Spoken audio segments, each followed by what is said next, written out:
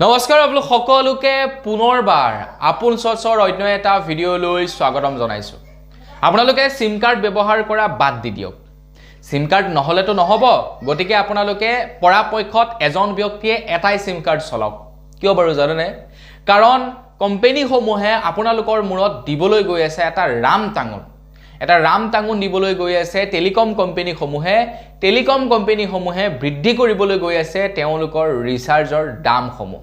বৰ সাংঘাতিক ৰকমে আপোনালোকৰ মাথাত এটা টাঙুন দিব এতিয়া টেলিকম কোম্পানীসমূহে। কিমান টকা যে আপোনালোকৰ এতিয়া খৰচা হ'ব তাৰ কোনো পাত্তা নাই। যিসকল লোকে 2-3টা সিম কাৰ্ড ব্যৱহাৰ কৰে তেওঁলোকৰটো প্ৰত্যেক মাহে 1000 টকাৰ ওপৰত কেৱল ৰিচাৰ্জ ভৰাওঁতেই যাব। গতিকে ভিডিঅ'টো আজি সম্পূৰ্ণকৈ চাই থাকিব। কিমান টকা বৃদ্ধি পাব, কিয় বৃদ্ধি পাব সেই সম্পৰ্কত আজি আপোনালোকক জনাম। তো মই শ্ৰীপান্তি গগৈ, আপোনালোকে চাই আছে আপোন চৰ্চ। আহক আৰম্ভ কৰোঁ আজিৰ ভিডিঅ'। এতিয়া খবৰ লোৱা অনুসৰি 2026 চনত 16ৰ পৰা 20% পৰ্যন্ত ৰিচাৰ্জৰ দামবিলাক বৃদ্ধি পাব বুলি খবৰ ওলাই পৰিছে। 16ৰ পৰা 20% ৰিচাৰ্জৰ দাম বৃদ্ধি পাব। মানে আপোনালোকে ভাবকচোন, যিটো ৰিচাৰ্জৰ দাম বৰ্তমান 100 টকা, সেই একেটা ৰিচাৰ্জেই 2026 চনত আপোনালোকে প্ৰায় 120 টকা দি ভৰাব লাগিব। কিমান টকা বাঢ়ি যাব। তাতে আকৌ GST কিবা কিবি সেইখিনি ইনক্লুড হ'বলৈ বাকী আছে।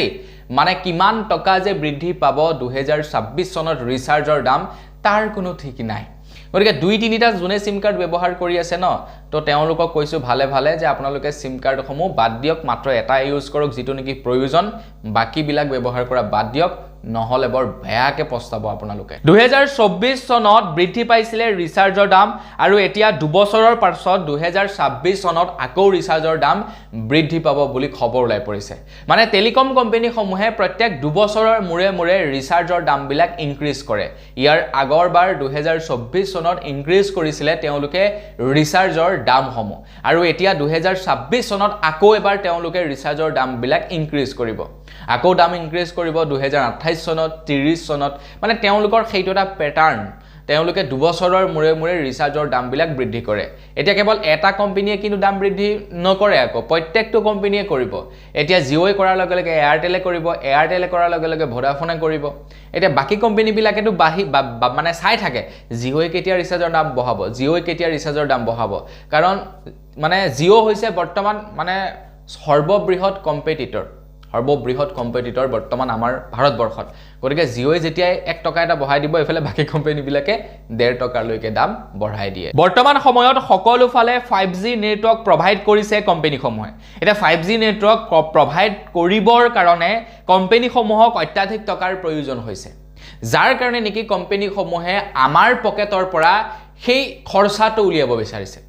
এতিয়া উলিয়াবই, চবকে 5G নেটৱৰ্ক লাগে, চবকে হাই স্পীড ডাটা লাগে।